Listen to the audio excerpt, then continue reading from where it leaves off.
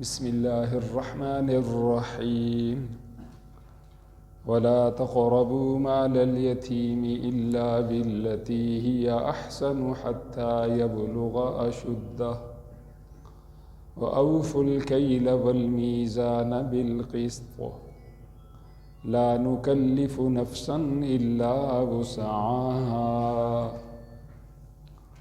صدق اللہ العظیم۔ ولا تقربوا، اور تم قریب بھی نہ جاؤ، مال الیتیم، یتیم کے مال کے، الا باللتی، مگر ایسے طریقہ کے ساتھ، ہی احسن، جو سب سے بہتر ہے، سب سے زیادہ خوبصورت ہے، حتی یبلغ، یہاں تک کہ وہ پہنچ جائے، اشدہ، اپنی قوت کو، اپنی جوانی کو، وَأَوْفُوا، اور تم پورا کرو، الکیل، ماپ کو، والمیزان، اور ترازو کو، بالقسط، انصاف کے ساتھ، لا نکلف، ہم تکلیف نہیں دیتے، ہم ذمہ دار نہیں بناتے، نفساً، کسی جان کو، الا وسعها، مگر اس کی طاقت کے مطابق۔ یہ آج کی ایک آیت کریمہ ہے۔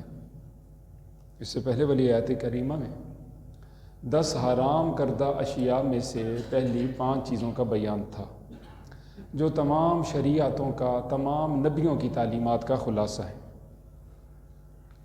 ان میں سے پہلی بات کہ اللہ نے شرک کو حرام فرمایا، دوسری بات کہ ماں باپ کی نافرمانیوں کو اللہ نے حرام فرمایا، تیسری بات کہ کسی جان کے قتل کو اللہ نے حرام فرمایا، چوتھی بات کہ بے حیائی وہ ظاہری ہو یا باطنی ہو، بیرونی ہو یا اندرونی ہو، اللہ نے اس کو حرام فرمایا، اور پانچویں اور آخری بات، کسی جان کے قتل کو اللہ تعالیٰ جل شانہ نے حرام فرمایا۔ آج کے درس کی اس آیت کریمہ میں اللہ نے مزید 2 باتوں کو بیان فرمایا۔ ان 2 باتوں میں سے پہلی بات اور مجموعی اعتبار سے چھٹی بات جس کو اللہ نے حرام فرمایا، اور یہ ساری آسمانی کتابوں کا خلاصہ ہے، ارشاد ہے ولا تقربوا، اور تم قریب بھی نہ جاؤ، مال الیتیم، یتیم کے مال کے، الا باللتی، مگر تم قریب جا سکتے ہو ایسے طریقہ کے ساتھ، ہی احسن، جو سب سے زیادہ خوبصورت ہے، سب سے زیادہ بہتر ہے، حتی یبلغ، یہاں تک کہ وہ یتیم پہنچ جائے، اشدہ، اپنی قوت کو، اپنی طاقت کو۔ یتیم کے ساتھ اس نے سلوک کرنا، اور خصوصاً اس کے مالی معاملات میں کوئی خیانت نہ کرنا، قرآن و سنت میں اس کی اللہ تعالیٰ جل شانہ نے بہت تاکید فرمائی ہے۔ حضور اکرم صلی اللہ علیہ وسلم کا ارشاد مبارک ہے، سارے گھروں میں سے سب سے بہترین گھر اللہ کے ہاں وہ گھر ہے جس گھر میں کوئی یتیم ہو، جس محلے میں کوئی یتیم ہو، جس خاندان میں کوئی یتیم ہو، اور اس کے ساتھ حسن سلوک کیا جا رہا ہو، اس کے ساتھ اچھا برتاؤ کیا جا رہا ہو۔ اور گھروں میں سے سب سے برا گھر وہ گھر ہے جہاں کوئی یتیم ہو اور اس کے ساتھ بد سلوکی ہو، بچہ ہو، بچی، اور یہ بچہ بچی جب تک بالغ نہ ہو جائے یہ یتیم ہی رہتا ہے۔ حضور نے فرمایا لا یتم بعد البلوغ، بالغ ہو جانے کے بعد یتیمی برقرار نہیں رہتی۔ انسانوں میں یہی ہے، باپ فوت ہو جائے بچہ بچی یتیم ہوتا ہے، باقی جانداروں میں اگر ماں فوت ہو جائے تو اس کو یتیم کہا جاتا ہے۔ بہرحال یتیم کے ساتھ اس نے سلوک اللہ تعالیٰ جل شانہ نے اور اللہ تعالیٰ جل شانہ کے حبیب حضرت محمد مصطفیٰ احمد مجتبیٰ صلی اللہ علیہ وآلہ وسلم نے اس کی سخت تاکید فرمائی۔ ایک آدمی حاضر خدمت ہوا اور عرض کیا کہ یا رسول اللہ صلی اللہ علیہ وسلم، مجھے آخرت سے محبت نہیں، یقیناً میں نے آخرت میں منتقل ہونا ہے، لیکن اس طرف میری کوئی رغبت نہیں، دلچسپی نہیں، میری جو کشش ہے، محبت ہے، وہ دنیا کی طرف زیادہ ہے، آگے کی طرف میری توجہ نہیں، دھیان نہیں، اس کے اعمال میں میرا جی نہیں لگتا۔ تو حضور اکرم صلی اللہ علیہ وآلہ وسلم نے اس سے فرمایا کہ تو یتیم کے ساتھ اس نے سلوک کر، اس کی وجہ سے تیرا دل نرم ہو جائے گا، آخرت کی رغبت پیدا ہو جائے گی۔ کچھ زمانے کے بعد وہ حاضر خدمت ہوا اور عرض کیا، اے اللہ کے رسول صلی اللہ علیہ وآلہ وسلم، میں نے جس طرح آپ نے حکم فرمایا تھا، ارشاد فرمایا تھا، میں نے اسی طرح کیا، میرا دل روئی کے گالے کی طرح سے نرم ہو چکا ہے۔ اگر ہمارے دلوں میں سختی ہو اور آخرت کی رغبت نہ ہو، نیک اعمال کی رغبت نہ ہو، اور دل بتدریج سخت ہوتا جا رہا ہے، نرمی کی کوئی شکل پیدا نہیں ہو رہی، تو ہم یتیم کے ساتھ اس نے سلوک کریں، جانی مالی وقتی جو ہم سے ہو سکتا ہے۔ انشاءاللہ العزیز ہمارے دلوں میں نرمی پیدا ہوگی، آخرت کی رغبت پیدا ہوگی، آخرت کی محبت ہوگی۔ حضور اکرم صلی اللہ علیہ وآلہ وسلم نے ایک بات قسم اٹھا کے فرمائی کہ والذی بعثنی بالحق، قسم ہے اس ذات پاک کی جس نے مجھے حق دے کر بھیجے، میں اللہ کا سچا پیغمبر ہوں، اور وہ خود حق ہے، اس کی باتیں حق ہیں، اس کا قرآن حق ہے۔ اللہ تعالیٰ جل شانہ لا يعذب اللہ عز وجل یوم القیامت، اللہ قطعاً عذاب نہیں دے گا اس آدمی کو مر رحم المسکین ولان لہ الکلام، جو دو کام کرے گا، جو مسکین غریب بیچارہ جس کی کوئی معاشرے کے اندر حیثیت نہیں ہے، اس کے لیے وہ نرم دل ہوگا، اس پہ رحم کرے گا، ولانا لہ الکلام، اور اس کے لیے گفتگو کے اندر نرمی رکھے گا۔ ایک ہے کسی کی طاقت، حیثیت، برادری اور اس کے اختیارات کی وجہ سے نرمی، اور ایک ہے یتیم، حاجت مند، ضرورت مند بیچارے جن کی معاشرے کے اندر کوئی پہچان نہیں ہے، کوئی ظاہراً ان کے اختیارات نہیں ہے، اللہ کی رضا کی خاطر ان کے لیے نرم گفتگو کرنا، لہجے میں نرمی رکھنا، ان کے لیے اچھائی کرنا۔ حضور اکرم صلی اللہ علیہ وآلہ وسلم نے فرمایا، اللہ ایسے شخص کو قیامت والے دن عذاب نہیں دے گا، قسم اٹھا کے فرمایا۔ اس نے نرمی کی ہے، اللہ اس پہ نرمی کرے گا۔ الراحمون یرحمہم الرحمن، جو رحم کرتے ہیں اللہ ان پر رحم کرتے ہیں۔ کرو مہربانی تم اہل زمین پر، خدا مہربان ہوگا عرش بری پر۔ حضرت سیدنا موسیٰ علیہ السلام ہیں، سب نبیوں نے بکریاں چرائی ہیں۔ حضرت سیدنا موسیٰ علیہ السلام 10 سال تک خدمت فرماتے رہے، حضرت سیدنا شعیب علیہ السلام کی خادم رہے، خدمت کرتے رہے، بکریاں چراتے رہے ان کی۔ بکری نے ایک موقع پہ بڑا ان کو تنگ کیا، اس کے پیچھے بھاگے، بڑے دور جا کے اس کو پکڑا مشکل سے۔ جب اس کو پکڑا تو اس کے چہرے کے اوپر پیار دیا اور فرمانے لگے کہ تو خود بھی تھکی اور مجھے بھی تھکایا۔ یہ نبیوں کی تعلیمات، صرف انسان کی بات نہیں، ہر ایک جاندار کے ساتھ اس نے سلوک ہو۔ انسان تو اشرف ہے، جو انسان کے ساتھ اچھا معاملہ کرے گا یقیناً وہ باقی مخلوقات کے ساتھ بھی اچھا معاملہ کرے گا۔ تو یہ چند باتیں یتیم کے ساتھ حسن سلوک، نرمی، محبت، شفقت جو ہم سے ہو سکے۔ کسی کا تعلیم کا بندوبست کر دیا، کسی کے لیے روزگار کا بندوبست کر دیا، بچی ہے اس کی شادی کا بندوبست کر دیا، کسی یتیم کے اوپر قرضہ ہو گیا، کوئی مسائل ہو گئے، اس کی مالی معاونت کر گئی، کوئی کیس میں پھنس گیا، کوئی اور مسئلہ پیدا ہو گیا، اس میں ان کی معاونت کی، یقیناً اللہ بڑی مہربانیاں نازل فرمائے گا۔ اس کا ہم سارے کے سارا خصوصی اہتمام کریں۔ خصوصاً سورۃ النساء کے پہلے رکوع میں ہم نے تفصیل پڑھی ہے، بڑے خوبصورت انداز سے اللہ نے فرمایا وَإِن تُخَالِطُوهُمْ فَإِخْوَانُكُمْ، اگر تم کھانے پینے کے معاملات میں، رہائش کے معاملات میں ان کو اپنے ساتھ رکھ لو، یتیم رہ گئے پیچھے بچے بچیاں تو اچھی بات ہے، اگر ان کو اپنے ساتھ ملا لو تو بہت اچھے۔ وَاللَّهُ يَعْلَمُ الْمُفْسِدَ مِنَ الْمُصْلِحِ، اللہ خوب جانتا ہے کون فسادی ہے کون اصلاح کرنے والا۔ کچھ لوگ یتیم کو اپنے ساتھ اس لیے رکھتے ہیں، آگے یہ ہے اس کو ڈھال رکھا ہوا ہے اور اپنا پیٹ بھرتے، یقیناً یہ ظلم ہے، یہ زیادتی۔ فرمایا اللہ جانتا ہے کون فسادی، اللہ جانتا ہے کون مصلح ہے، کہ یتیم کو اپنے ساتھ اپنے گھر کے اندر اس لیے رکھ رہا ہے اس کے خرچے کی بچت، اگر اس کے لیے علیحدہ مکان لیا جائے تو یقیناً اس کے خرچوں میں اضافہ ہوگا۔ یتیم کو اپنے کھانے میں اس لیے ملا رہا ہے کہ اگر اس کا کھانا علیحدہ پکے تو ضائع بھی ہو سکتا ہے، اس پہ اخراجات بھی زیادہ آئیں گے۔ بجلی کا بل، گیس کا بل اگر علیحدہ کر دیا جائے تو ممکن ہے کہ اس کے اخراجات بڑھ جائیں۔ یہ ملانے والے کو بھی اللہ جانتے ہیں، علیحدہ کرنے والے کو بھی اللہ جانتا ہے، مصلح دونوں کو اللہ جانتے ہیں۔ بہرحال جو بھی شکل ہو، تربیت کے بعد اللہ فرماتے ہیں فَإِنْ آنَسْتُم مِّنْهُمْ رُشْدًا، اگر تم ان میں ہوشیاری محسوس کرو، یہ ہوشیار ہو چکے، سمجھدار ہو چکے، فَادْفَعُوا إِلَيْهِمْ أَمْوَالَهُمْ، ان کے مال ان کے سپرد، اب بھی پھر ان کی مرضی۔ اب سوال یہ ہے کہ کب یتیم جو ہے وہ سمجھدار ہو جاتا ہے؟ تو اس سلسلہ میں علماء فرماتے ہیں ویسے تو بچہ بالغ ہو جاتا ہے جب بچے کو احتلام ہو جائے، بچی کو حیض اور نفاس کا سلسلہ ہو جائے۔ اگر یہ علامتیں ظاہر نہیں ہوئی تو 13 سال کا بچہ 15 سال کی بچی وہ بالغ تصور خیال ہوگی۔ اور ہوشیاری کی عمر وہ ہے کہ جب معاملات وہ خوش اسلوبی کے ساتھ کر سکے۔ بالغ تو ہو گیا اس زمانے میں بہت جلد، گرم غذائیں ہیں، بے حیائی کا ماحول ہے، لیکن عقل سمجھ نہیں، پیسے ضائع کر دیتا ہے، تو اس سے اس کا سرپرست کچھ نہ کچھ معاملات کرواتا رہے، اور معاملات کروا کے اس کو دیکھتا رہے کہ اس کا کیا معاملہ ہے۔ اگر اس میں سمجھ آ چکی ہے، ہوشیاری، پیسہ ضائع نہیں کرتا، اور وہ مالی معاملات میں وہ ماشاءاللہ سمجھدار ہو چکا ہے، تو ان کے معاملات ان کے سپرد کر دیے جائیں۔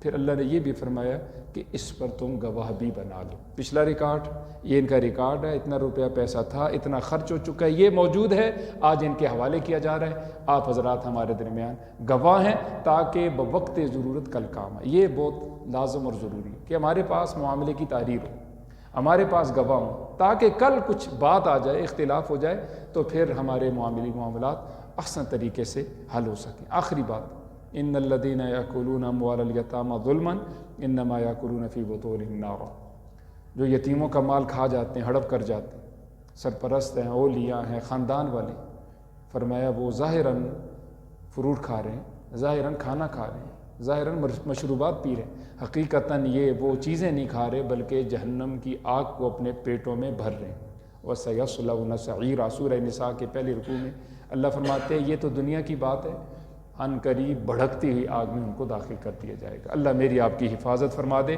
یہ تمام آسمانی کتابوں کا خلاصہ ہے، یتیم کے مال کے قریب بھی نہ جاؤ، اس کے ساتھ کوئی بدسلوکی نہ کرو، نہ جانی، نہ مالی، نہ وقتی، مگر ایسے طریقہ سے جو خوبصورت ہے۔ اسی طرح تربیت کے اعتبار سے ہم اپنی اولادوں کو بعض اوقات سزا بھی دے دیتے ہیں، ڈانٹ بھی دیتے ہیں، یہ احسن طریقہ ہے۔ ایک حد تک ان کو ڈانٹا بھی جا سکتا ہے، یتیموں کو ان کی اصلاح کے لیے ان پہ تھوڑی سختی بھی کی جا سکتی ہے، لیکن وہی سختی جو اپنی اولاد کے لیے ہے، یہ خواہ وہ استاد کی حیثیت سے ہو، سرپرست کی حیثیت سے ہو، ولی کی حیثیت سے ہو، اللہ تعالیٰ جل شانہ نے احسن میں ساری باتوں کو بیان فرما دی ہے، خواہ وہ تربیت کے معاملات ہوں، تعلیم کے معاملات ہوں، خواہ ان کے رہن سہن کے ہوں، مالی معاملات ہوں یا دینی معاملات ہوں، تمام معاملات کے اندر ایسا طریقہ اپنانا جو احسن ہے۔ 7ویں بات اور آج کے درس کی آخری بات، اللہ فرماتے ہیں وَأَوْفُوا الْكَيْلَ، اور تم پورا کرو ماپ کو، وَالْمِيزَانَ، اور تول کو، بِالْقِسْطِ، انصاف کے ساتھ۔ ناپ تول عام طور پر تجار کا معاملہ ہے، تاجروں کا معاملہ ہے کہ کبھی وہ ناپتے ہیں، کبھی وہ تولتے ہیں، تو ان کو بھی خیال رکھنا چاہیے۔ اسی طرح ہر ایک معاملہ جس میں کسی شخص کو ذمہ دار بنا دیا گیا، خواہ وہ حکمران ہے، اختیار والا ہے، چھوٹا اختیار ہے یا بڑا اختیار، خواہ وہ مزدوری کیوں نہیں، وہ بھی ذمہ دار ہے۔ نماز پڑھنے والا وہ نماز میں ذمہ دار، روزہ رکھنے والا وہ روزے میں ذمہ دار، قرآن پڑھنے پڑھانے والا وہ اس میں ذمہ دار، والدین وہ اپنی اولاد کے بارے میں ذمہ دار ہیں۔ یہ تمام شعبوں کے اندر حضور اکرم صلی اللہ علیہ وآلہ وسلم نے فرمایا لِكُلِّ شَيْءٍ وَفَاءٌ وَتَطْفِيفٌ، او کما قال علیہ الصلوۃ والسلام۔ ہر ایک چیز کے اندر، ہر ایک معاملے کے اندر، اس معاملے کے اندر وفا بھی ہے اور جفا بھی ہے۔ معاملہ اگر وہ امانت کے ساتھ، دیانت کے ساتھ، خوش اسلوبی کے ساتھ حق ادا کرتے ہوئے پورا کر رہا ہے تو یہ ناپ تول میں یہ برابری کر رہا ہے۔ اگر وہ اس میں خیانت کر رہا ہے تو یقیناً یہ اس میں کمی کر رہے ہیں۔ تو جو وبال ناپ تول میں کمی کرنے والوں کے لیے جس طرح تاجروں کے لیے، اسی طرح وہ عالم کے لیے بھی ہے، وہ افسر کے لیے بھی ہے، وہ مزدور کے لیے بھی ہے، وہ ٹھیکیدار کے لیے بھی ہے، وہ ایک سربراہ کے لیے بھی ہے، اور ایک چھوٹا طبقہ، چھوٹے حیثیت والا، اختیار والا، اس کے لیے بھی۔ لہٰذا ضروری ہے، ہم تو یہ سمجھتے ہیں کہ قرآن میں آیا اوفوا الکیل والمیزان، تو یہ تاجروں کا معاملہ ہے، تو 1000 میں سے 2 4 5 10 تاجر ہوں گے، باقی اس سے مستثنا ہیں، باقی اس سے مستثنا قطعاً نہیں ہے۔ ہر ایک شخص جو اپنی ذمہ داری کو احسن طریقے سے پورا کر رہا ہے وہ ناپ تول میں برابری کر رہا ہے، اگر اس میں وہ خیانت کر رہا ہے یقیناً وہ اس میں کمی کر رہا ہے۔ حضرت سیدنا عمر فاروق رضی اللہ تعالیٰ عنہ، آپ نے فرمایا جو نماز پڑھتا ہے اور نماز میں وہ رکوع سجدہ ٹھیک نہیں کرتا تو وہ ناپ تول میں کمی کرنے والا ہے۔ اور حضور اکرم صلی اللہ علیہ وآلہ وسلم نے اس کو یوں بیان فرمایا، اسوأ الناس سرقۃ الذی یسرق صلاتہ، سب سے بدترین چور وہ ہے جو نماز سے چوری کر جاتا ہے، خیانت کر جاتا ہے۔ ایک خیانت وہ ہے ناپ تول میں کمی کر گیا، ایک خیانت وہ ہے کہ جو نماز میں کمی کر گیا۔ حضور نے فرمایا سب سے بد دیانتی کرنے والا، چوری کرنے والا، یہ چوری کرنے والا جو نماز میں چوری کرتا۔ حضور اکرم صلی اللہ علیہ وآلہ وسلم سے پوچھا گیا، کیف یسرق صلاتہ، کوئی آدمی نماز سے کیسے چوری کر سکتا ہے یا رسول اللہ صلی اللہ علیہ وآلہ وسلم؟ تو حضور نے فرمایا کہ لا یتم رکوعها ولا سجودها، نہ رکوع ٹھیک کرے نہ سجدہ ٹھیک کرے۔ رکوع فرض ہے، اس نے رکوع ٹھیک ہی نہیں کیا، سجدہ فرض ہے، سجدہ کیا ہی نہیں، قوما واجب ہے، دو سجدوں کے بیچ میں سیدھا بیٹھنا، یہ بیٹھا ہی نہیں، رکوع کے بعد سیدھا کھڑا ہونا جس کو بیٹھنے کو جلسہ کہا جاتا ہے اور رکوع کے بعد سیدھا کھڑے ہونے کو قوما کہا جاتا ہے، اس نے قوما ٹھیک کیا نہیں، نہ رکوع ٹھیک، نہ جلسہ ٹھیک، اور نہ سجدہ ٹھیک، اور نہ دیگر معاملات ٹھیک، اب وضو ٹھیک نہیں کر رہا تو یہ بھی کمی ہے۔ الا ازل قیاس، یہ تمام چیزوں کا سمجھنا اور دوسروں کو سمجھانا بہت لازم ہے، بہت ضروری ہے۔ حضور اکرم صلی اللہ علیہ وآلہ وسلم نے خصوصاً تاجروں کو بڑی خوشخبری دی، التجار یحشرون یوم القیامت فجارا، قیامت والے دن سارے تاجر وہ فاجر گناہگار اٹھائے جائیں گے، نافرمان اٹھائے جائیں گے، مگر چند تاجر، الا من اتقی، مگر وہ تاجر جو اپنے آپ کو گناہوں سے بچاتا رہا۔ دوسرا وبرا، اور اس نے نیکی کی، تجارت میں لگا لیکن اللہ کا حق ضائع نہیں کیا، اللہ کا حق آیا تو اس نے اللہ کے حق کو مقدم رکھا، تجارت کو پیچھے کر دیا، برا کا یہ مطلب۔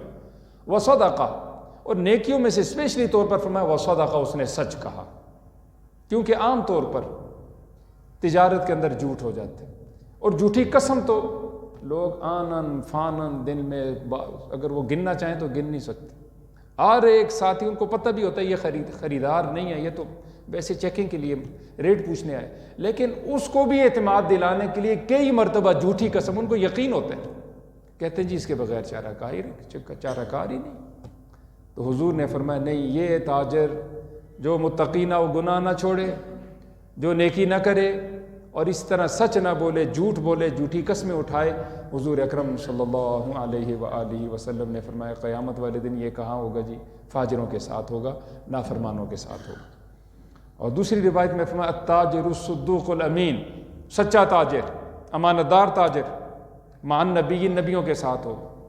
یہ خوشخبری کم کسی شخصیت کے لیے جتنی یہ خوبصورتی اور یہ اتنی بڑی سچی بات اور اتنی بڑی عظمت شان اللہ نے تاجروں کو دی ہے۔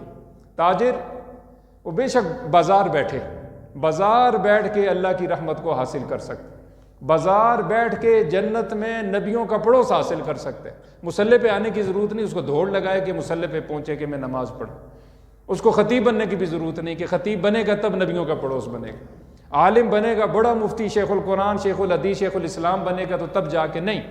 حضور نے فرمایا التاجر الصدوق الامین، دو صفتیں لگائی ہیں بس، سچا تاجر ہو، امانت دار ہو۔ حضور نے فرمایا مع النبیین، نبیوں کے ساتھ ہوگا، والصدیقین، صدیقین کے ساتھ ہوگا، والشہداء، شہداء کے ساتھ ہوگا۔ بہت بڑی خوبصورتی ہے تاجروں کے لیے۔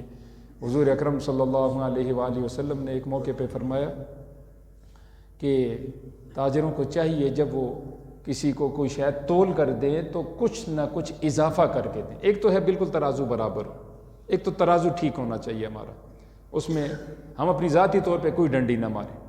پھر جب کچھ چیز تول کے ہم دے رہے ہیں تو جو ہم تول کے دے رہے ہیں اس میں کچھ نہ کچھ ہم زیادہ ڈال دیں، تاکہ کسی دوسرے خریدار کا حق میری طرف نہ ہے، میری طرف سے کچھ نہ کچھ احسان ہو، کچھ نہ کچھ ہماری طرف سے اس کے اوپر احسان۔ عدل یہ ہے کسی کا حق پورا دینا، اور احسان یہ ہے کہ اس کے حق سے تھوڑا زیادہ دے دینا۔ اور یہ سب سلسلوں میں مثلا 5 گھنٹے ایک مزدور کام کرتا ہے، وہ کام چوری نہ کرے، آپ دیکھیں نا مزدوروں کو جب وہ ٹھیکہ لیتے ہیں تو 5 گھنٹے کیسے لگاتے ہیں، لیکن اس کو اگر آپ دہاڑی پہ رکھتے پھر آپ اس کے 5 گھنٹے دیکھیں کتنے آرام سے، سکون سے، سارا دن وہ جو 5 گھنٹوں والا کام تھا ہو سکتا ہے 15-20 گھنٹے میں چلا جائے۔ کیوں؟ یہ خیانت نہیں تو اور کیا ہے، پھر وہ حدیث کون سی پڑھتا ہے؟ دیکھیں جی، یہ تو حدیث ہے جی کہ وہ مزدور کی مزدوری اس کا پسینہ خشک ہونے سے پہلے مل جانا چاہیے۔ بالکل آپ نے سچ فرمایا ہے، مزدور کی مزدوری مل جانی چاہیے، لیکن مزدور تب کہ وہ مزدوری بھی تو کرے نا بیچارہ۔ آپ نے پہلا کام پہلی سیڑھی پہ قدم ہی نہیں رکھا، دوسری سیڑھی آپ جو اپنے حق کے لیے آ کھڑے ہوئے ہیں۔ یہ بہت لازم اور ضروری ہے، ایک آدمی اپنا کام کرے، پھر اس کے بعد اس کا جو حق بنتا ہے روکنے والا یقیناً وہ بڑا مجرم ہوگا، بڑا خائن ہوگا۔ اس زمانے میں ہمارا آپ کا مسلمانوں کا نعرہ کیا ہے؟ غلامی رسول میں آگے کیا ہے جی؟ موت بھی قبول ہے۔ بولیے نا، غلامی رسول میں درخواست یہ ہے، اگر غلامی رسول میں داڑھی قبول نہیں پہلے، وہ موت تو بڑا مشکل مرحلہ ہے، یہ تو نعرے تو مفتوں کے ہیں نا، تو لگ جاتے ہیں، مسئلہ تو کچھ بھی نہیں ہے۔ ایک آدمی غلامی رسول میں اس کو داڑھی قبول نہیں، حضور کا چہرہ کہتا ہے نا جی یہ تو میرا چہرہ خراب ہو جائے گا، بدصورتی ہو جائے گی۔ اگر یہ بدصورتی ہوتی تو حضور کے چہرے پہ نہ ہوتی۔ کائنات کا سب سے زیادہ خوبصورت ترین انسان کون ہے بتائیں جی؟ حضرت محمد مصطفیٰ احمد مجتبی صلی اللہ علیہ وآلہ وسلم۔ کوئی ایک فرد میں کہتا ہوں، عالم تو چھوڑیے، عالم تو کوئی کہے گا بھی نہیں، وہ یہ کہ کسی ایک نبی کی داڑھی نہ ہو۔ سب سے اعلیٰ ترین شخصیات، سب سے خوبصورت ترین شخصیات، تمام کی داڑیاں تھیں۔ ایک آدمی داڑھی غلامی رسول میں قبول نہیں کرتا تو وہ موت کیسے قبول کر سکتے جی؟ مجھے بتائیے، وہ فرض نماز قبول نہیں کرتا، 5 وقت اللہ کی حضور جھکنا جو فرض ہے، وہ غلامی رسول میں 5 وقت کے لیے جھکنا پسند نہیں کرتا، موت کیسے پسند کرے گا؟ وہ تھوڑی دیر کے لیے روزے کی حالت میں بھوکا رہنا پسند اس کو نہیں، غلامی رسول میں تھوڑا سا وہ مال زکوٰۃ کے طور پر نہیں دے سکتا، منت مان کے وہ پوری نہیں کرتا، تھوڑی دیر کے لیے زبان کو کنٹرول نہیں کرتا، آنکھیں کنٹرول نہیں ہوتی غلامی رسول میں، کان کنٹرول نہیں ہوتے، ہمارا قلم کنٹرول نہیں ہوتا، ہمارا وقت کنٹرول نہیں ہوتا، تو میں کیسے اس دعوے کا کہہ سکتا ہوں؟ میرا آپ کا دعویٰ، ہم سب کا یہ دعویٰ، اللہ ہمیں معاف فرما دے۔ تو سوال یہ ہے، ہم سب نے اپنے سے پوچھنا ہے، جب یہ چھوٹے چھوٹے کام غلامی رسول میں قبول نہیں تو وہ بڑا موت کا تو منظر تو بڑا گھبراہٹ والا ہے، بڑا مشکل ہے، وہ کیسے قبول ہو سکتا ہے؟ بہرحال یہ چند باتیں اس لیے عرض کی ہیں، ہم اپنی اصلاح کریں، سب نبیوں کی تعلیمات کا خلاصہ ہے، اور سب قرآنی جتنی باتیں ہیں اور آسمانی کتابوں کی باتیں، ان کا خلاصہ یہ 7 باتیں گزری ہیں۔